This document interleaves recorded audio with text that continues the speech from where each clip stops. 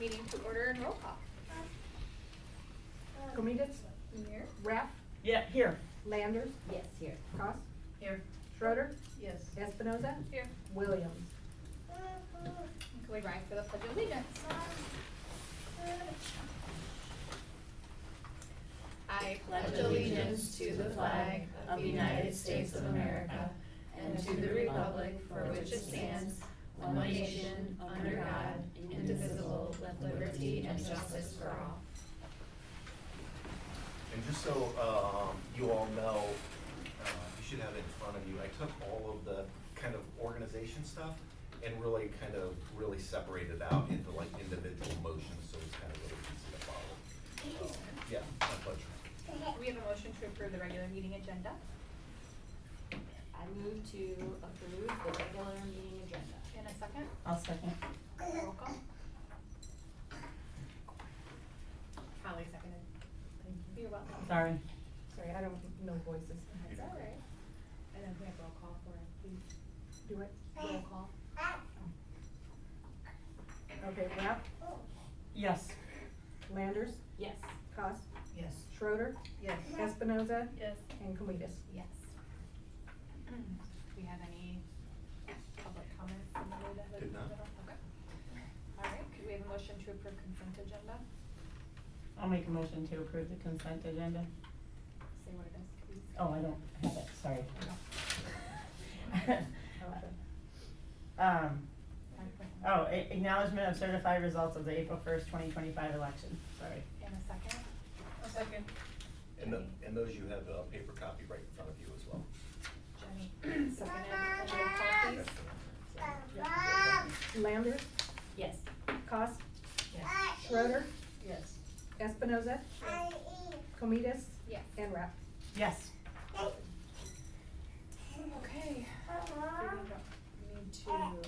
We need to call motion to adjourn the Yep. board? Okay. Yep, adjourn the current board. Could we have a motion to adjourn the current board?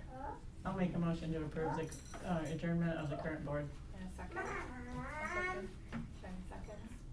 And roll call. Cost?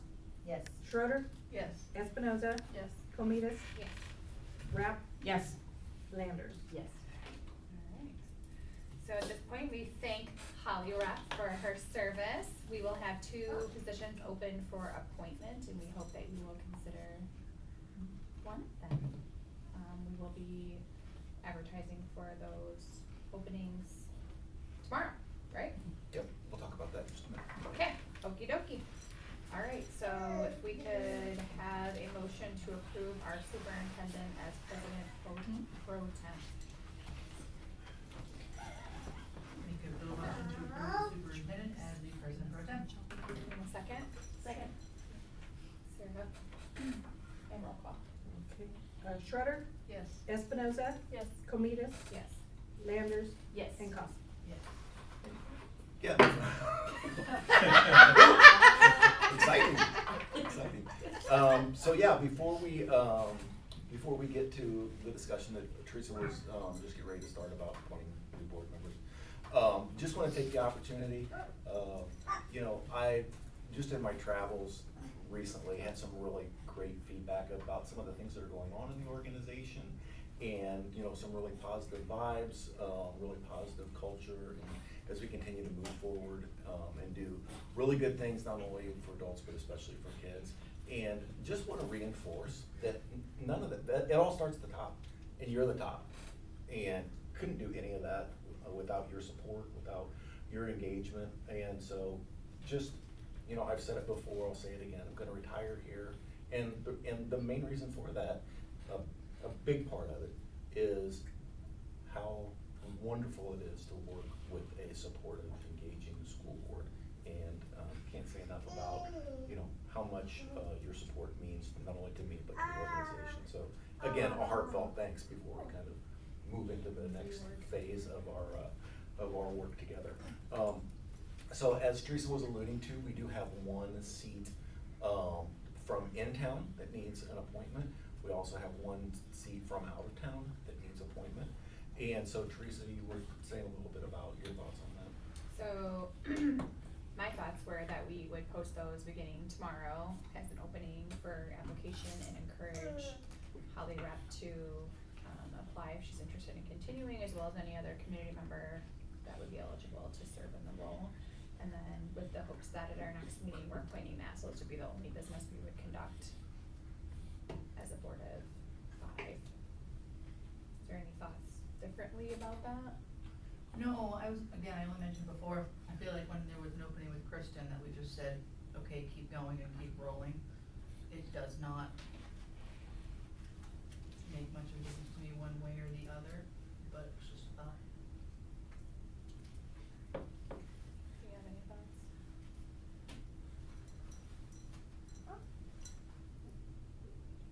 Okay.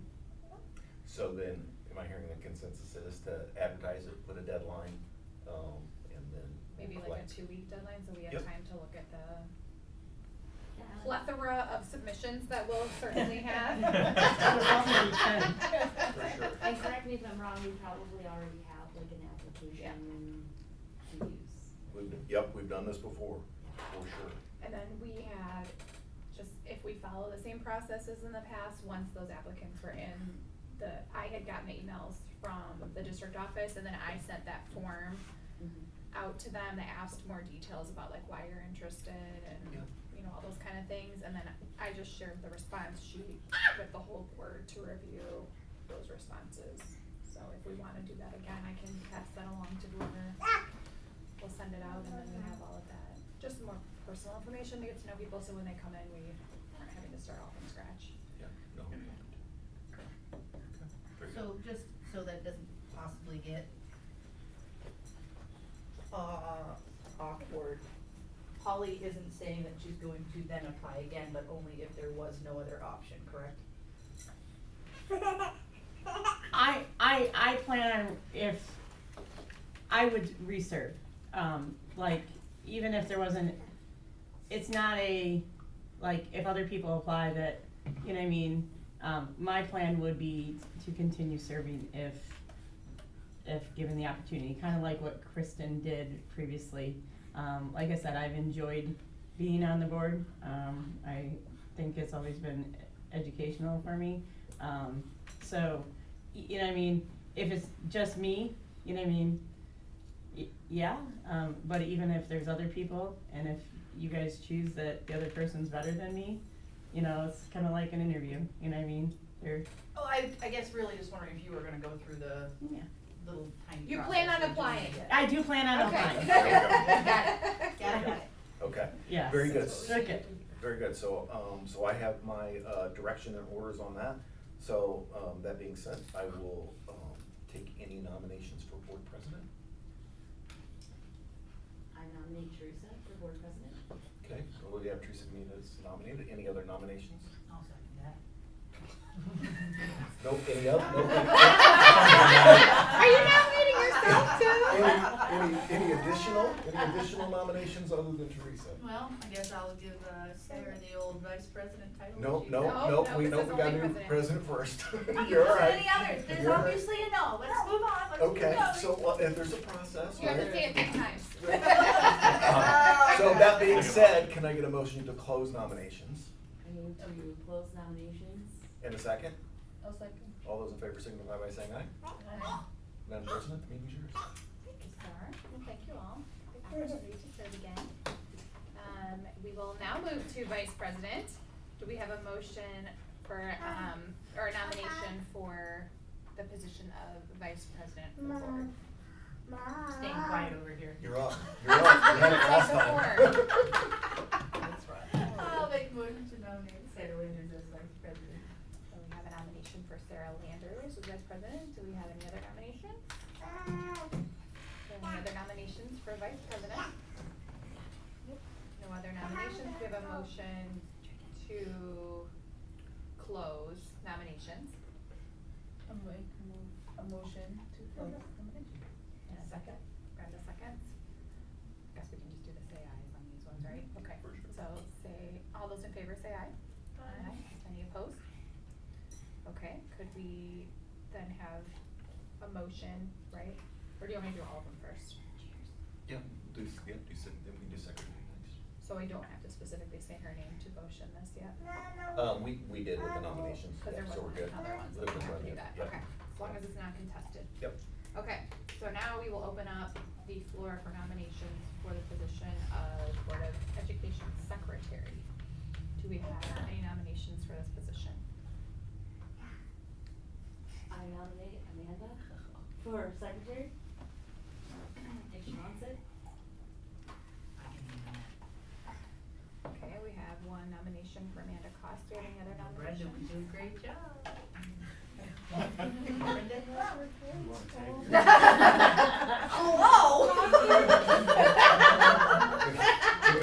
She's got Amanda visual literally has her here. hands full right now. Visual. Holly's wanting her. Okay, so we will ask again, are there any other nominations for the position of secretary? Hearing none, could all of those in favor, or no, we need a motion first, to close nominations for Board of Education Secretary, do you have a motion? Make a motion to close nomination. And a second? Someone second. Second. Okay, Amanda seconded. All those in favor say aye. Aye. Any opposed? All right, we are fully exec staffed. So now we are moving along to our regularly scheduled meeting dates and times, right? Yep, you got it. Yep. So if we could, so currently that is standing as the fourth Thursday? Third Thursday Yep. of the month. With a at- couple exceptions. With a couple exceptions at 6:30, that's our regular meeting schedule. So could we have a motion to approve our regular meeting schedule date and time? I move to approve the prior regular board education meeting times and dates. In a second? Brenda seconds, and roll call. Comitas, Yes. Landers, Yes. Cost, Yes. Schroeder, Yes. Espinoza. Okay, moving to the prior board rules, policies, practices, and contracts. So operating as prior state / current state as of 5 minutes ago. Are there any questions on that? Okay, can someone make a motion to approve those? I'll make a motion to approve prior board rules, policies, practices, and contracts. Second. Any other seconds? And roll call. Landers, Yes. Cost, Yes. Schroeder, Yes. Espinoza, Yes. and Comitas. Yes. Could we have a motion for the consent agenda and items in section 8? I'll make a motion to approve the consent agenda, including 8.1, disposition of minutes, 8.2, payments of bills, 8.3, district treasurer's report, 8.4, in-present activity fund report, and cafeteria report, and 8.5, personnel report. Any motion, do we have a second? Brenda, second. Yeah, and just a quick note, you have in front of you, a revised personnel report. We did, if you recall, fourth grade teacher Valerie Chase is moving south, and so, her replacement is gonna be Rosa Espinoza, who's a longtime, name here in Mendota, and we're excited that she's moving back to the area, and she's gonna be, working over at Lincoln for us, so that addition is on your, personnel report. Okay, could we have a roll call for 7.7? Cost? Consent. Schroeder, Yes. Espinoza, Yes. Comitas, Yes. Landers. Yes. 9.1, I know there's FOIAs. Oh my goodness, yeah, and I didn't bring the list, but, I updated you, in your board report. We really think a lot of them are starting to be AI generated now, which is just, it's a huge frustration. But, again, we have to comply with everything, and the best that we can, and so, we're just, none of them are local. You know, I really find and see the value when somebody, you know, in your town FOIA something, and they wanna take a look at something, see what you're doing, and there's huge value in that. When it's somebody from Delaware who's sent a FOIA to every school district in the country, you're just like, come on, just wasting my time. So anyway, but we're complying, moving on. Begrudgingly. Big question, for sure, for sure. Okay, we'll move on to our administrator reports. Yeah, before we get to our presentations, I just wanted to follow up. The last meeting, we had a conversation about student fees and outstanding student fees and kind of what that looks like. We had some good conversations internally, and we're gonna continue kind of business as usual in our attempts, building by building, to get those fees collected. And then when they reach a $750 threshold as a family, they'll be turned over to the district office. And the district office will take care of it at kind of a higher level. And so at no point in time will the kids or be involved in any of that, so. Love it. And so, yep, so we're gonna take care of that. Also,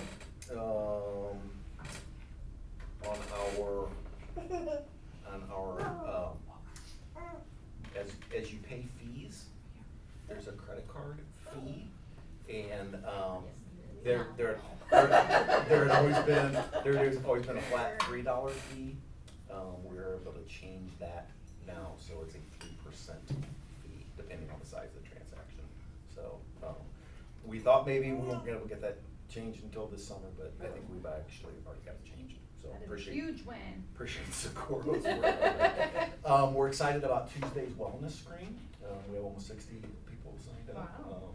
Staff and spouses, and so continue to move that along. Sarah can talk a little bit more about the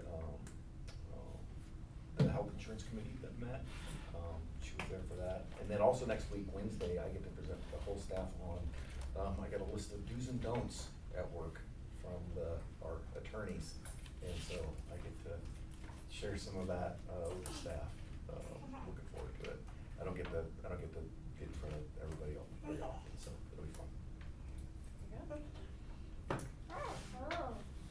Do you wanna welcome our, For sure. Well, Stacy's actually welcoming us, right? Right, welcome. Because as we sit here in what has, since I've been here, generically referred to as the fancy lounge. And so, Blackstone Principal Stacy Kelly, take it away. All right, so Mr. Cox asked me to put together some pictures of things that have taken place this year. I'm gonna turn the lights down if that's okay, so you can see. I tried to pick different things that I did not show you last year. Sorry, it might have to get darker. So I left out like pictures from Halloween and Christmas and all that kind of stuff, I think, but just a few things I wanted to highlight that we've done.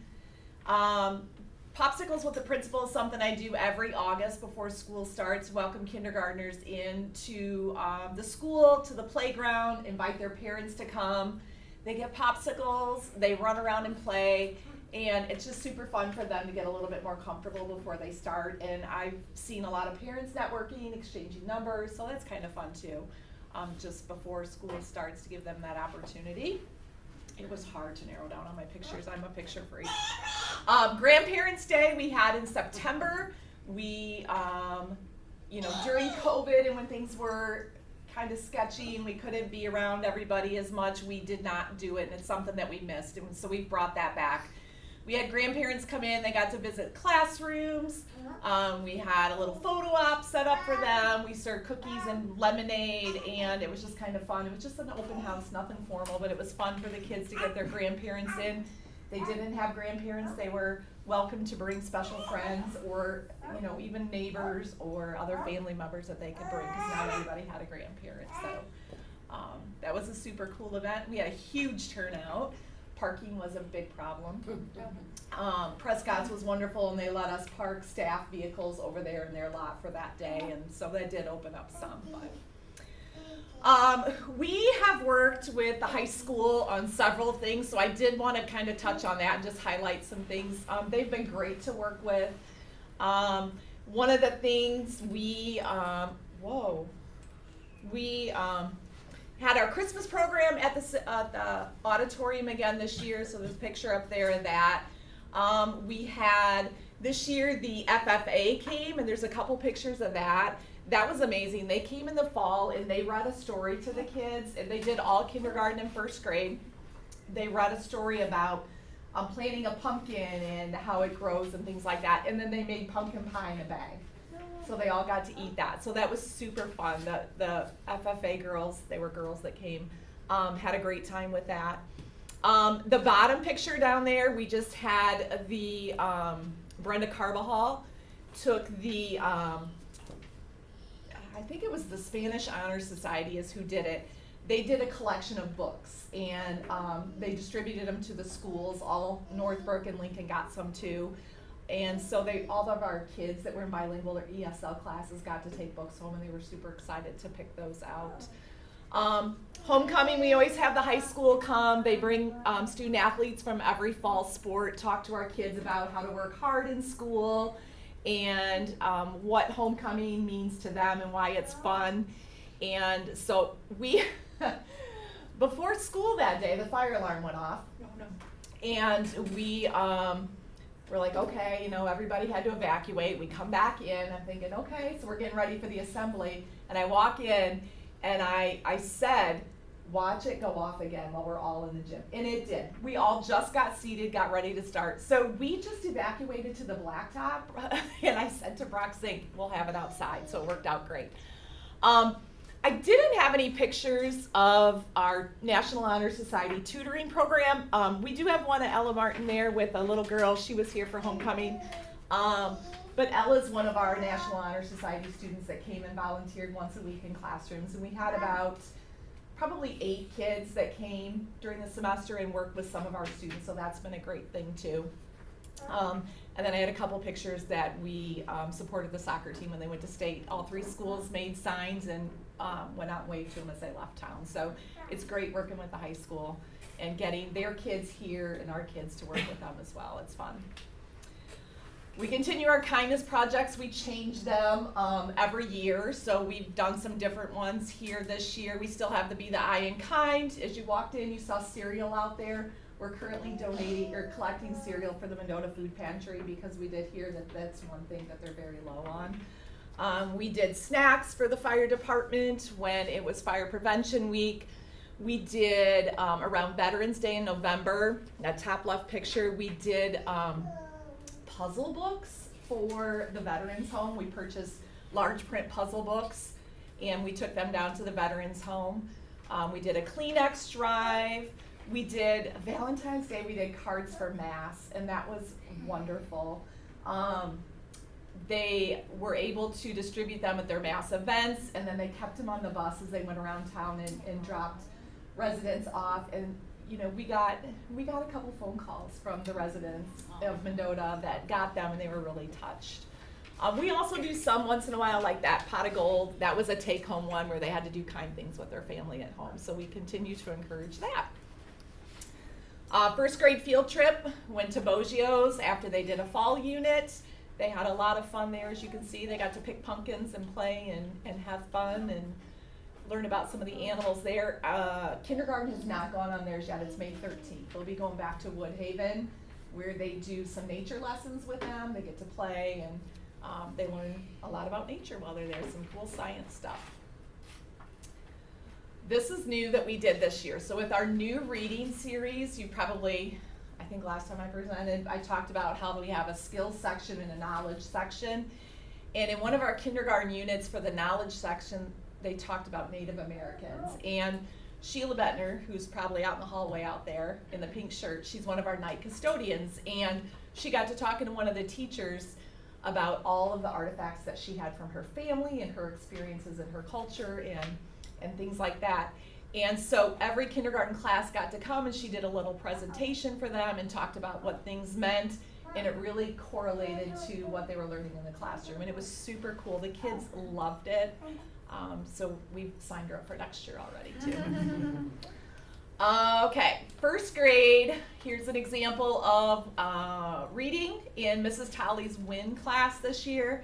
Our first graders switch and go to a different WIN class. WIN stands for What I Need. So they're put, Mrs. Tolley has one of the higher groups, so they did a reader's theater recently where they went and acted out Why the Crayon Quit, Red Hen, and what was the other one? If You Give a Mouse a Cookie. So they went around to all the classes, presented these to the students, and did a little play, but it was super fun. They enjoyed doing it, and the kids loved to see it.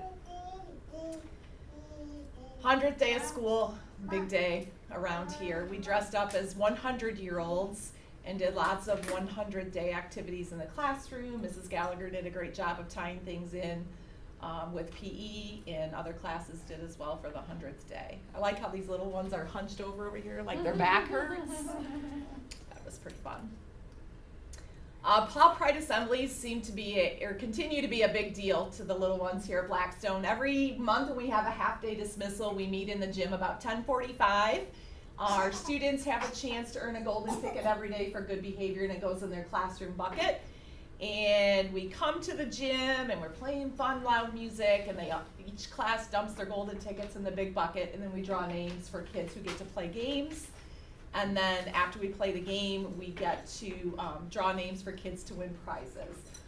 We really give out some great prizes. We give out, the popular ones are Squishmallows, Legos, sets, Barbies, Play-Doh sets, like the kits and things like that. But that is one of the things that our, the pastry puff fundraiser that we do in the fall, we allocate that money that we make to buy prizes for the kids throughout the year. So I just had a couple pictures of games we played. We have,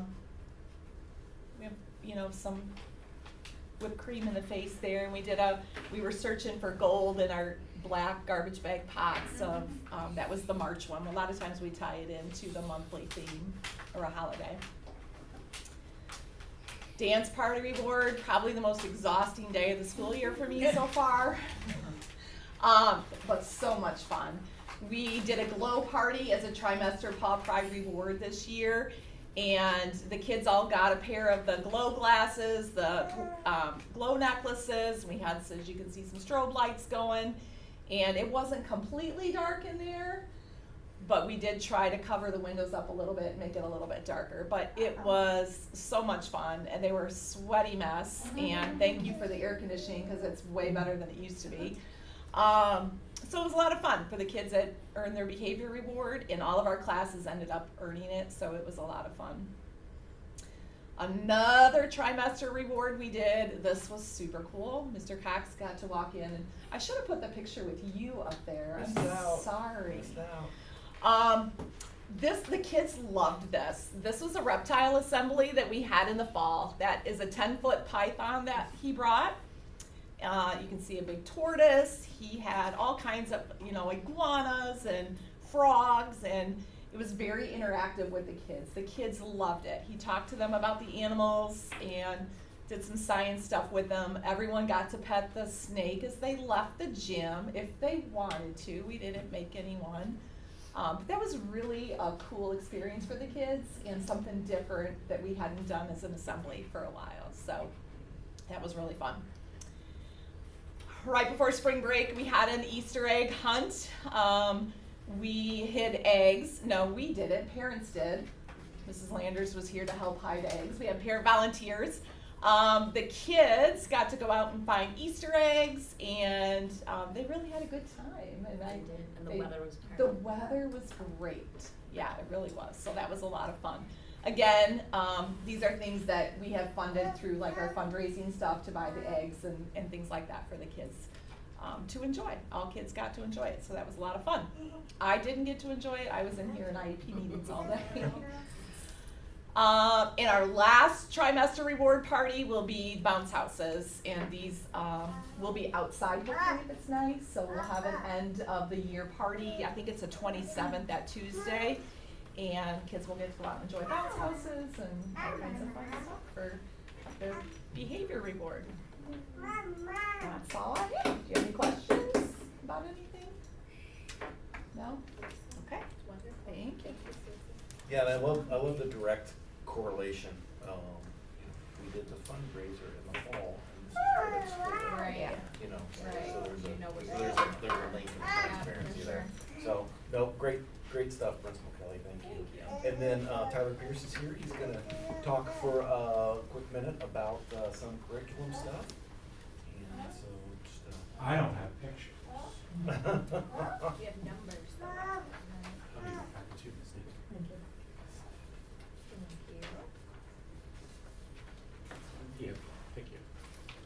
Yeah, so I just wanted to take a few moments to kind of update you where we're at curriculum-wise.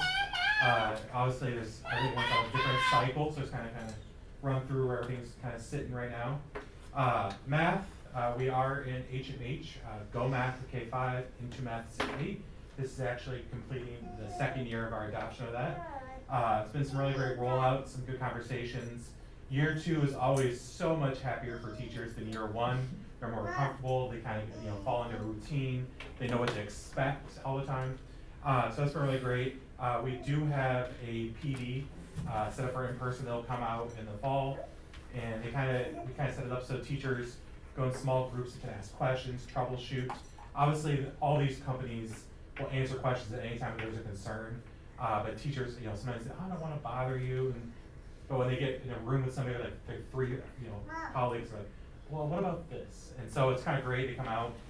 They also, HMH is really good. They have something called Coachly, which we have subscriptions available, especially for new teachers coming in who weren't part of the adoption and rollout. It can be helpful where you can set up basically virtual sessions throughout the year. It could be formal, informal, however you want to do it, where you can check in with kind of like your own individual coach. They'll walk you through whatever problems or concerns you're having. So far, teachers have not taken a major advantage of it, but we also haven't had a lot of teachers who weren't here for the rollout. So next year, particularly at Lincoln, I think it's going to be more used with multiple new teachers coming in. So that's going to be a nice little addition there. ELA, K2, we're finishing up our first year of CKLA from Amplify. 3-5 will be rolling that out in the fall, so we'll have a full K5 rollout there.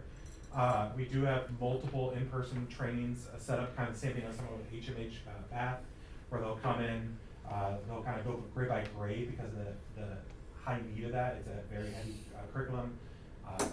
Teachers are loving it, but it is a challenge because it is a new way to approach things. We are seeing some really great dividends in the classrooms, particularly with our Caminos, which is our K2 Spanish parallel program. Again, part of the struggle there is no matter how great the program is, it's never, no matter what the promises are, it's never as fully ready for the classroom and on par with the English program. So what we're doing is making sure we're getting our teachers all the extra training. We've actually put them in touch with other districts who've been using Caminos. So we're kind of building a network community where it's like, hey, what are you guys doing? What have you found that worked? Trying to make sure that any gaps that there are, we're finding solutions for them. I know they've all been really appreciated. 6 through 8 is using HMH's Into Literature. Finishing the first year of that this year. Again, we actually have a PD tomorrow for that. And that's adopted for the reading program, reading teachers at Northbrook.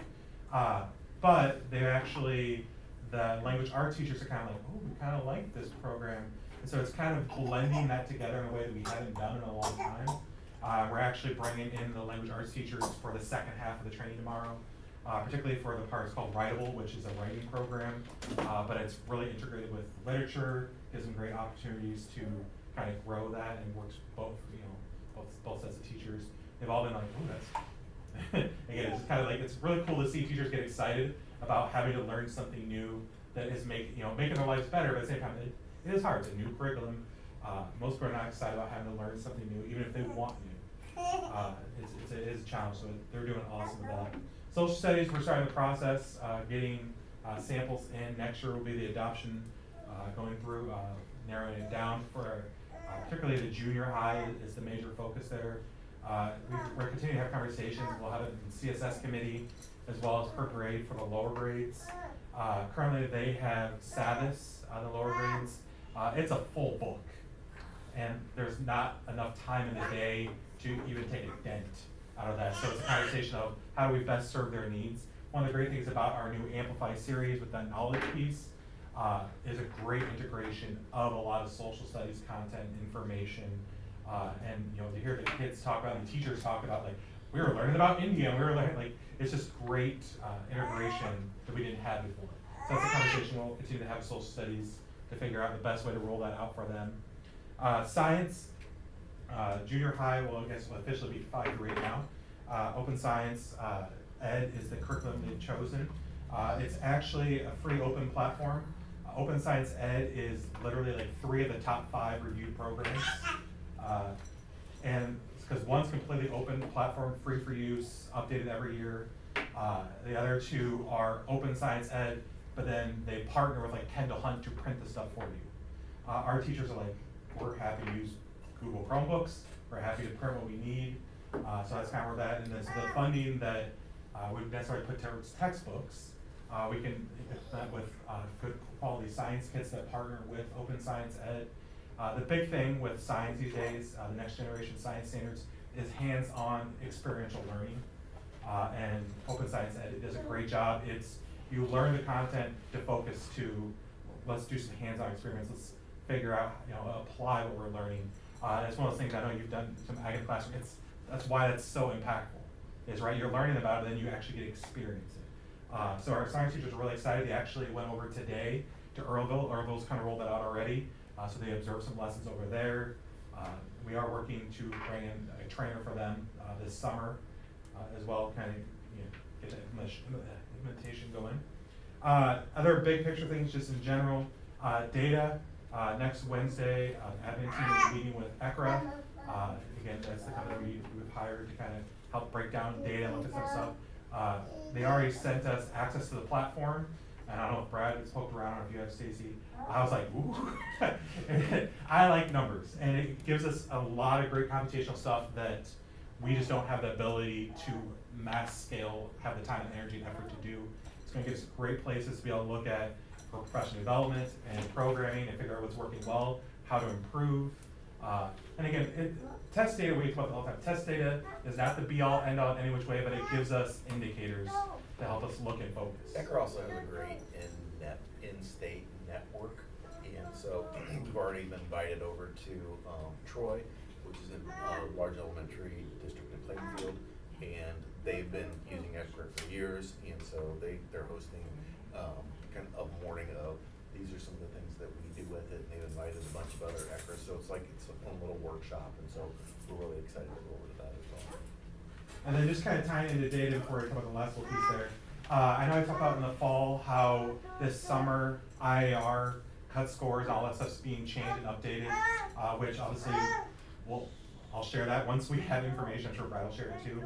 I went through a training over in Spring Valley, and we were talking about it, and state superintendent was there and all that stuff, and kind of just presenting all changes. One of the things that's also going to happen the following year is they're going to update state report cards. So the metrics that we're looking at for state report cards is going to shift the following year, and they're like, we don't know what that's going to look like yet, but they're going to do a whole listening tour and improving that throughout this coming school year.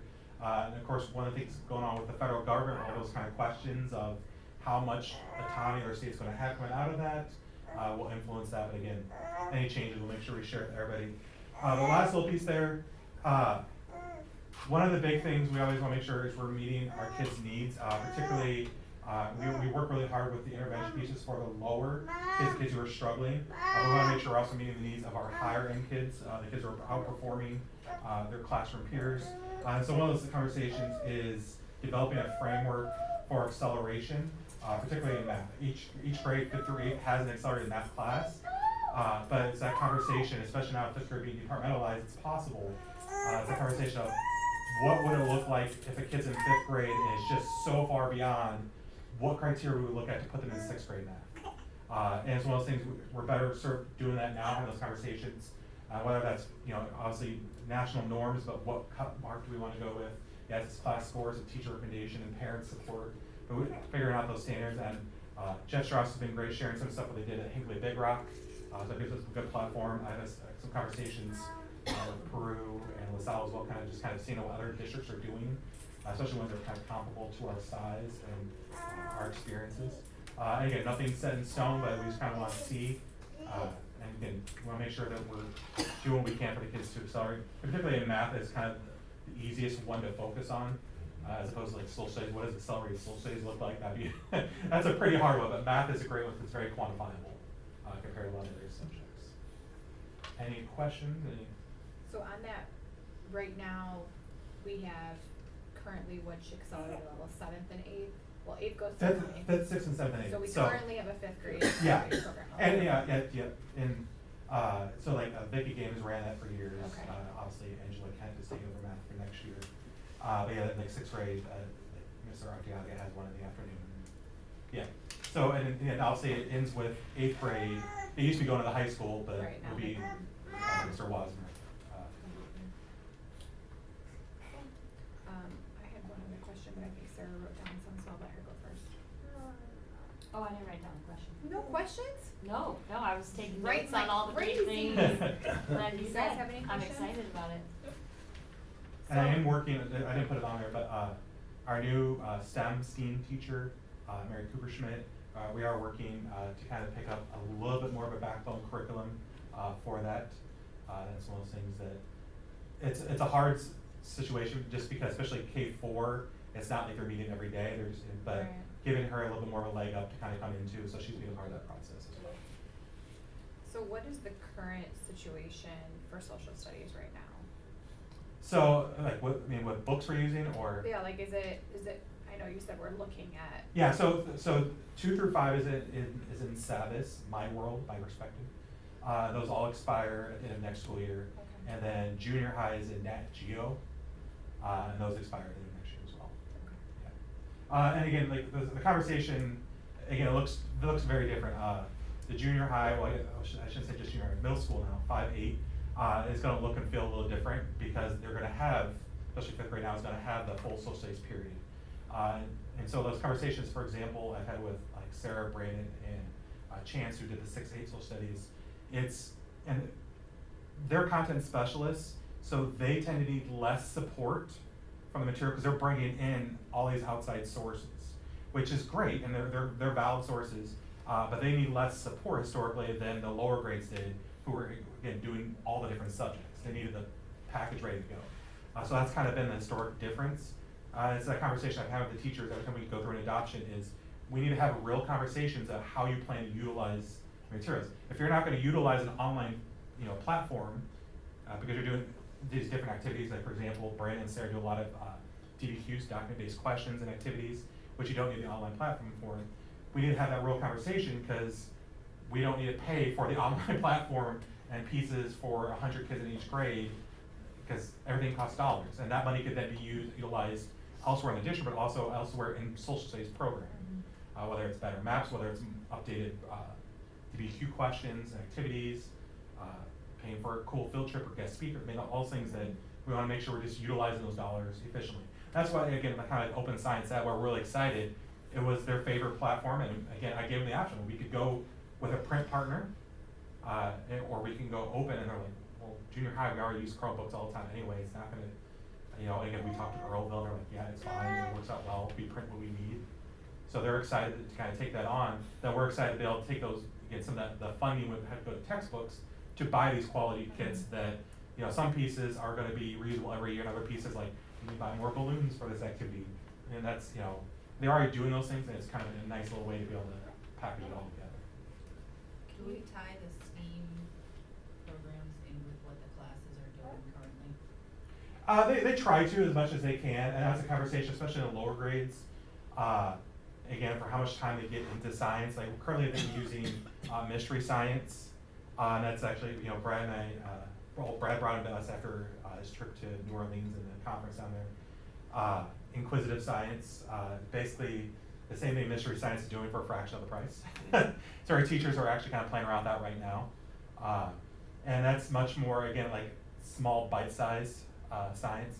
And they're in that conversation, trying to weave it into STEM and STEAM. Yeah, Stacey can talk about I that too. think we've had the conversation, this new reading series has been amazing. I mean, there's been challenges as there are to any new series, but it has great dividends so far.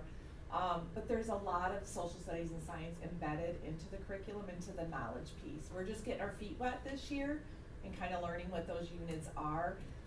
But we have spoken with the new STEAM teacher and with the grade level teams, like, first grade, for example, when they did the solar system, that was part of their knowledge unit in reading. They were reading about it, they were writing about it.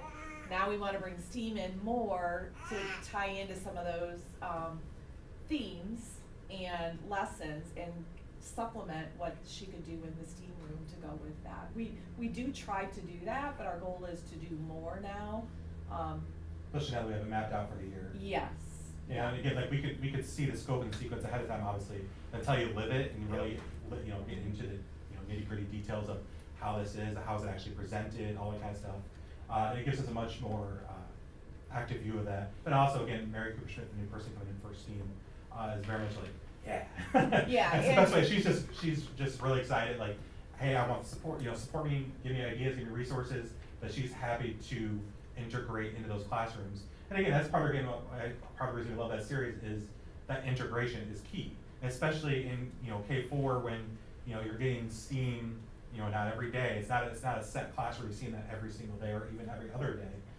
It is one of those things that the more that could kind of build in what you're already doing, so it's more familiar and it definitely enhances your experience in the literature side of things. All of that.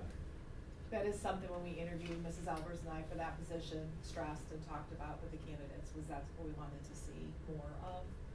And is it a similar project for each grade, but increasing in brain power from kindergarten to 5th grade, or are they? There's definitely some overlap, but like obviously it's something that goes for like as you get older, you can do a little bit more fine motor activities. But it's also going to be just the concepts get a little bit more heavy, a little bit bigger picture. Especially the early grades, it's really more hands-on. It is much more like exploring and giving them concepts, very basic concepts. But again, it's like anything else, like their own kids. Kids light up about that stuff. They're very inquisitive. They see how the world works. They're asking questions, and that's one of the hardest things. Is you always, as a teacher, you always want to be able to go off of what they're doing, but with a limited time, you need to have that focus, and that's where again the help of being able to integrate into Amplify, but also again having kind of a core. This is how we're going to grow that. It's going to be huge. Can you, quick just address, I know with our last set of like report card data that we went through, we were seeing some not super great results for some of our special education programming. Can you talk a little bit about like how this curriculum, or if there's other curriculum, addresses their classroom experience? So one of the big things, and it's a conversation that we've been having with Kara Rutherford throughout the whole year, because she was kind of filling in that student services role even before, along with Paula.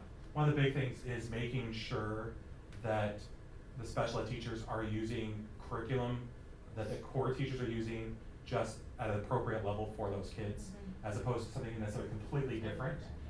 So that, because the goal is obviously we want kids to get back into the mainstream if they can, and be supported. So that's one of the big things we're doing. We're doubling down on trainings, making sure everybody fully understands the curriculum. That's one of the biggest things. I would say with Brad kind of coming in, and obviously you guys support Brad and Brad supports us. Is I think some of the years in previous rollouts we didn't do enough continued support, so everybody kind of got it and then just didn't get support in year 2 or year 3. Not only just with new teachers coming in, but sometimes things pop up, or you get farther because now you're familiar, so you can get through the curriculum a little bit quicker. So some of those kind of questions come up. So a lot of that kind of carries over. I know there's conversations about looking at special ed and how to make sure we service our needs, especially at the lower grades like 2-4. Talk about co-teaching model a little bit for some of those classes.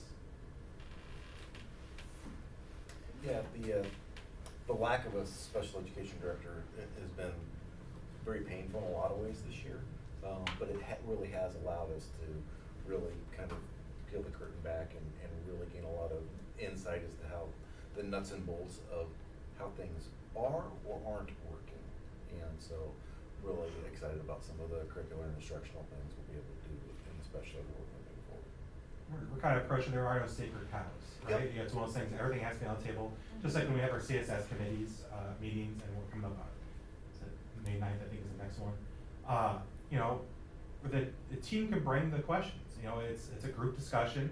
Again, as administrators, we obviously have our own views and thoughts, but that doesn't mean our opinion automatically wins. It needs to be what's best for M289. It's kind of one of the refresher things about that. I know sometimes it's hard if you're not part of the committee, and the committee decides to do X. Sometimes it comes back and you're like, well, I don't want to do that. Okay, but it wasn't made in a vacuum. It wasn't like just Brad told everybody this is what we're doing. We had a lot of thoughtful discussion, and it's hard when you're not involved in that. But it's also we can't put 90 teachers in a room and have that kind of fruitful conversation in 3 hours. we could, but I don't think it'd go well. But no, I'm, as always, if there's any questions anytime, not just today, but please let me know. Again, I'm excited about the direction we're going, loving the data pieces we're getting. Again, just trying to put those pieces of the puzzle together, and I know the building principals are excited about the new staff members coming in. We've already hired, and I'm particularly excited for Rosa Espinoza. She's also bilingual, which is a great, that's not the be all end all, but that is a great thing for this community. And she has a strong reading specialist background. I just know her particularly, but the other teachers that are hiring her are very good too. But that's something that's going to be huge for everything. I think one plug I just want to add at the very end is like whenever we can involve parents or educate parents, because the idea of curriculum is hard, especially because it does change so frequently, and the resources change from grade to grade. And so as much as we can either have on the website where parents can go and get resources, or we can send home a couple times a year an update on things or how to access things. I know like when we brought the new math curriculum in years ago, there was like an open house parents could go to learn how to use the online resources. Like I think as much as we can integrate that, the better, because I know most of these programs probably have more resources than we could ever really tap into, Yeah. right? And so because I feel like I'm finding myself like YouTubing, because the things are so different than when we Yeah. went to school, right? I know Sure. it's cliche, but it truly is, and there's probably so many resources for parents, we just don't know how to access them. Well, I think about just using Rachel Saban as an example.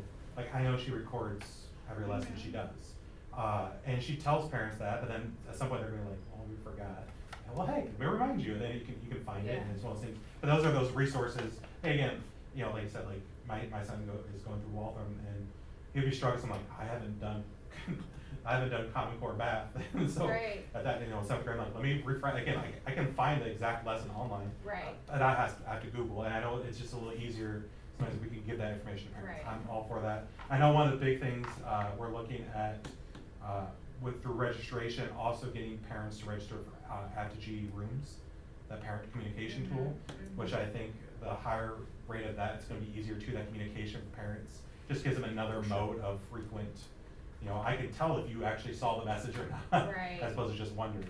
Right, and I think on that note though, we need to get everybody try to use like the same thing, cause it's sometimes hard, like this coach or teacher uses this platform and somebody else uses this one, and then I look in the Google Classroom, or is it in the room, or is it, Yeah. like I feel like I also struggle from the parent lens on what each teacher's doing, and as you get at the higher grade levels, and it is 7 different teachers doing 7 Yeah. different things, it's Yeah. really hard to navigate what you're supposed to do to track down that Well, yeah, you information. start trusting your kid more, hopefully, to Right. have the executive functioning skills to do those things. But at the same time, like with my kid, I think about it too, like, I trust you, and I'm not gonna worry about it until I see there's a missed assignment. Right. And it's a different conversation. Right. Yeah, and that's why we're making that change. So for next year, part of the actual registration process is we will have forced Aptigee sign up. So part of our struggle with Aptigee in rooms this year is that if all parents aren't on it, then teachers don't have as much confidence in Mhm. using it. And so we're gonna rectify that for next year. Even I think and then when we do that, I think even if you could almost do like little mini boot camp sessions or something for parents to be able to come learn how to use all these resources, because even Google wasn't common when a lot of people our age were younger, and so what's a Google Classroom and what's Google Docs and what's, because it is. And that's so something that Google I'm really focused. open to, and I know, just historically, like Justin March has been excited about doing like those kind of lessons. Whether that's putting together informational videos, whether that's Yeah. scheduling a parent night, we've talked around the idea of like during parent teacher conferences in the fall, having like Justin and Will available to kind of, because again, like until you use it enough, it's Right. like any new technology, like it's pretty user friendly, but until you play with it enough, it's just Right. gonna be this foreign I concept. think You're not gonna use parents it until and you know it. grandparents, because I think a lot of kids go with grandma and grandpa after school, and they really have no idea what you're talking about with Common Core, or where to get Yeah. the lessons and information, so I appreciate that, I think that's just an opportunity for us. We're excited to see how that goes with registration, to force that to happen, because the teachers have worked extremely hard this year to get all of the families signed up. And there are still some classrooms that only half of the parents, and the teachers have tried. Mhm. So hopefully it'll be a little bit more successful and consistent. Good. Great, thank you, appreciate it. Thanks, Tyra. Thank you.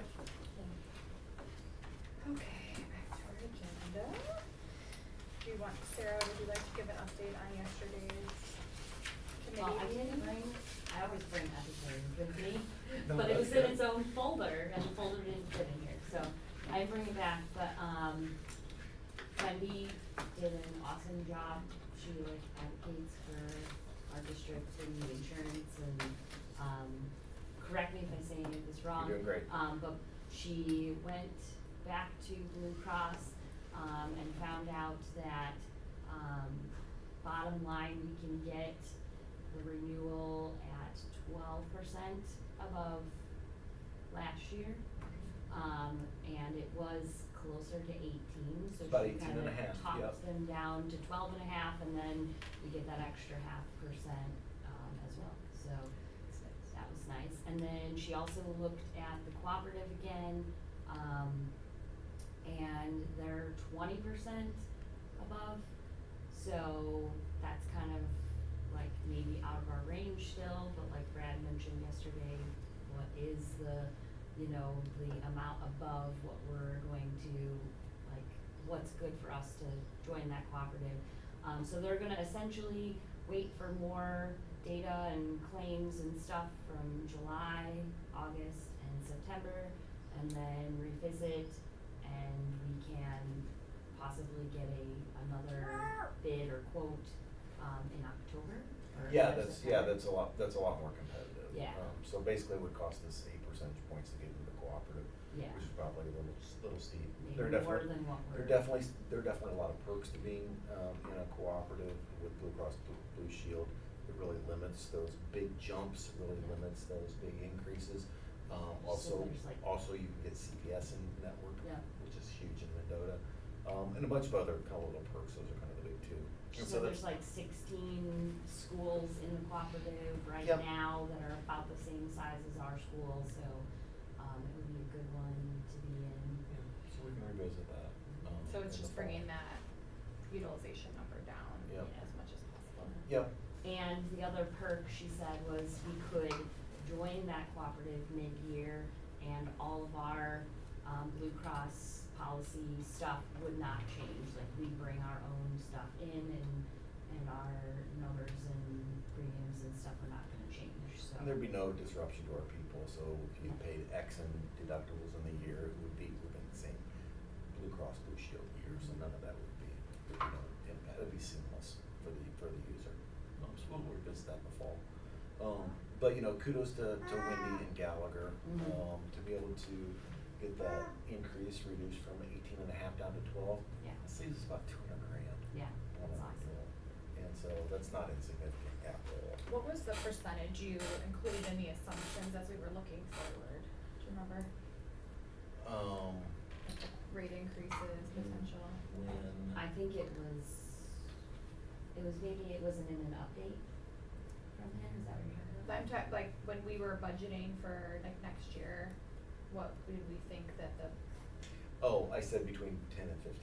okay, so our budget numbers Yeah. are within that Yep, range, yep. I mean, okay. yeah, it was 18 and a half. Right, I but- knew it was over Yeah. initially, so, but we're Yeah. down in Yep. the budgeted range, okay. Yep, yeah, kind of what our forecast was, for sure. Yeah. And I think we're kind of still in the same level of, like, claims and stuff are down just a little. Yeah, we're running, the renewal, How much? I kind of figured that it would be somewhere in the 10 to 15% range because, whatever your, they call it a loss ratio is, our loss ratio was running about 105%. And so you figure that Blue Cross Blue Shield has to put on, they usually tack on about another 10% to, to pay their Cover. people and all their administrative stuff, plus they have to pay their stockholders and all that kind of stuff. So I was kind of figuring that we'd be at about 115 or 15% increase, and so maybe to get us down to 12, super good. Wonderful. Thank you, Sarah, for doing that, appreciate it. I didn't believe it. Well, I hang just in there. attended and learned a lot, Hang so. in there. Thank you. All right, item 10.1, the student handbook revisions. You sent those, they're essentially just in line with the, Yeah, we belong, Illinois yeah, version. yep, we belong to the, IPA. handbook. Yep, they send us model handbook, suggested language, just exactly like the press policy. And Stacy, you can jump in, but I don't think there were any pressing issues, no No, major changes. nothing Yeah. major. So could we have a motion to approve the student handbook revisions as presented? I'll make a motion to student handbook revisions. In a second? Linda? Second. And a roll call. Canitas? Yes. Landers? Yes. Cost? Yes. Schroeder? Yes. Espinoza? Yes. Okay, the next one is our employee and substitute wage increases. This was included in the update from Brad, but, just wanna revisit. This is somewhat in line with what we've done for the last several years. We did add the 25 cent, I guess as an acknowledgement for retention. Yep. In a way to acknowledge in a lot of these positions where they're hourly, maybe not super attractive, roles that are really easy to fill and stuff. These people that have been here for many years are here for the right reasons, and so we wanted to acknowledge their service and dedication to the district by continuing to elevate their wages above someone that's coming in brand new to the same position, so that there became, a reason to be retained and some reward for that. Is there a number of years, or is it just after the first year? No, it's for Just every like, year. Okay, yeah, Yeah. so after that. Yeah, they get that quarter, yeah. Yes, Cause we were running into the problem where current market value on a position in some cases was equal to what somebody that was doing that role for 15 years was getting, because when they were hired, it was totally different, and so we weren't spreading out that, years of service. So we're just guaranteeing that we don't create an environment where somebody who's been here for several years and now is experienced in that role is now making the exact same wage as somebody who's first year.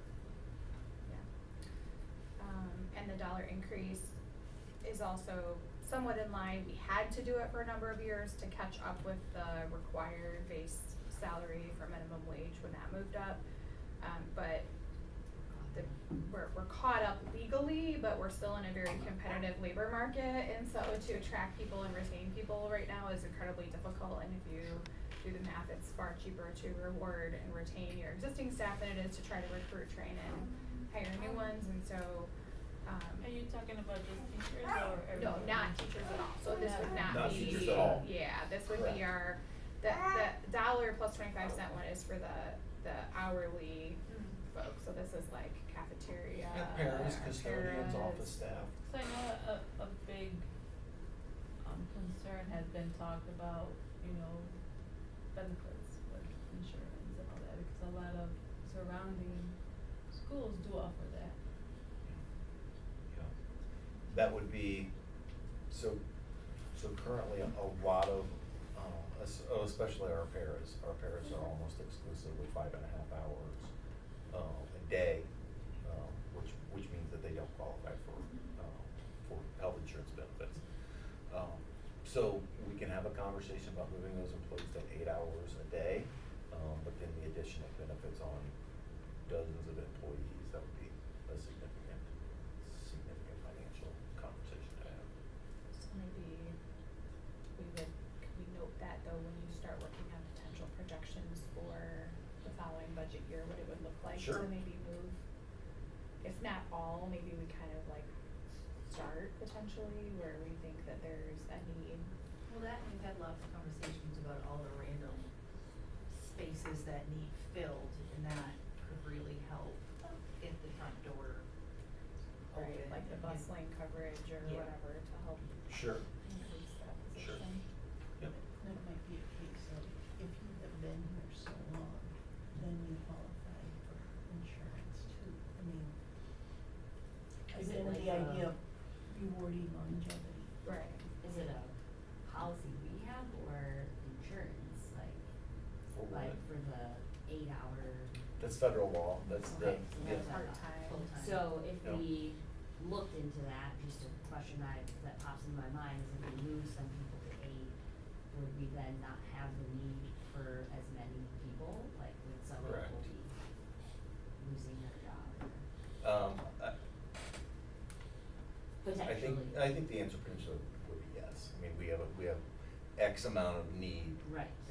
from our Some people paraprofessionals. need just a few hours a day Yeah. type of job instead of maybe an hour, so, I don't know, I'm just, But I can definitely make some Evaluate it numbers on that. multiple ways Yeah. and kind of see what that looks like. Yep. yeah, And that's a maybe good it's point. not paid at the same level as the certified contract is, where we pay 90% of a single, like, maybe we're looking at potentially offering just like a casualty style insurance plan, so there's Yeah. access to something that would be somewhat affordable, cause the problem would be if we offer it, but it becomes to the point where if you try to get the family insurance, your salary doesn't even cover the cost of the plan, that Right. becomes a problem too, so it'd be like one of those things where you have to figure out, like, hopefully we can offer some level of Well, I benefit mean, and work our they way have in. the option too of denying it, Right. declining it, you know, Yep. Yeah. cause they might have insurance elsewhere, but they want the full-time position.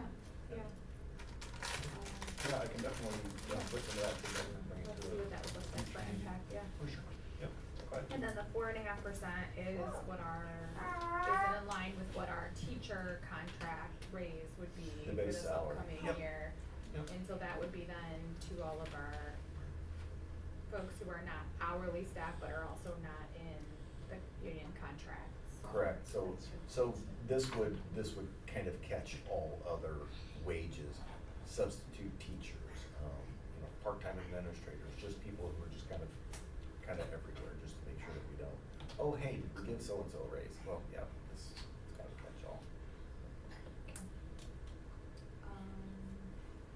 Any other questions on that?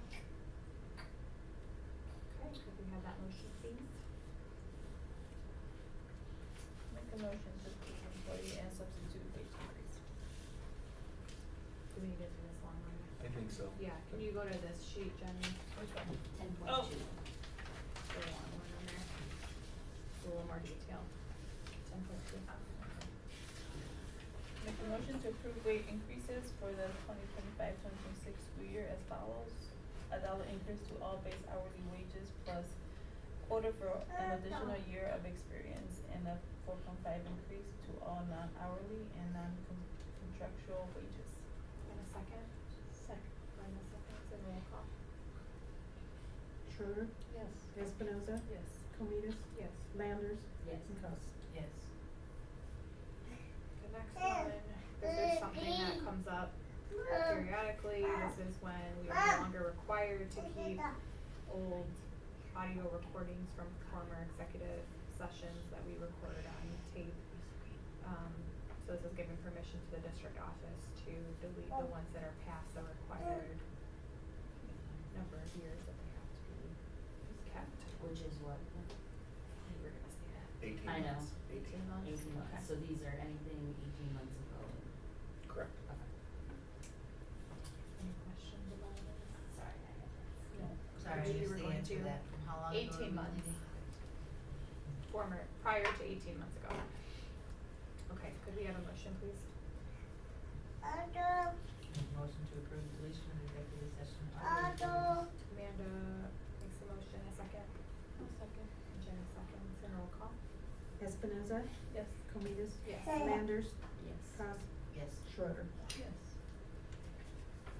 Prior to adjournment, we have discussion item of the annual conference registration. That's crazy already.